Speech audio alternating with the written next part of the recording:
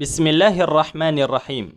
At kabilang sa mga tagong yaman ng sala ay ang taswiyatus sufuf, ang pagpapantay ng hilera o hanay sa sala. Kabilang sa kabutihan at kainaman nito ay ang una, ang pagtugon sa kautusan ng sugo ni Allah sallallahu alaihi wasallam. فعن أبي موسى رضي الله عنه قال رسول الله صلى الله عليه وسلم إذا صليتم فأقيموا صفوفكم.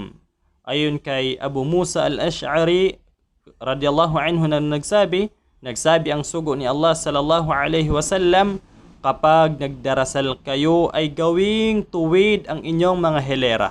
Isinalaysay ni Imam Muslim. At pangalawa, ito ay kasunduan ng mga puso at layunin.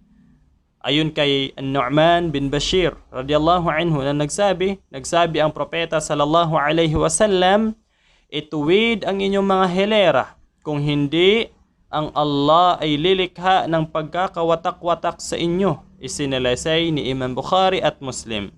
At pangatlo ay kabilang sa pagiging perpekto ng salah.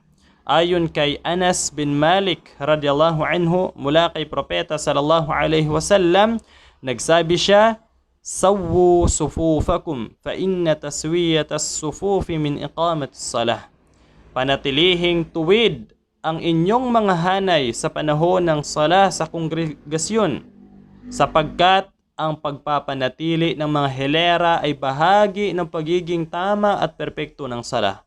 Isinalaysay ni Imam Bukhari at ni Imam Muslim.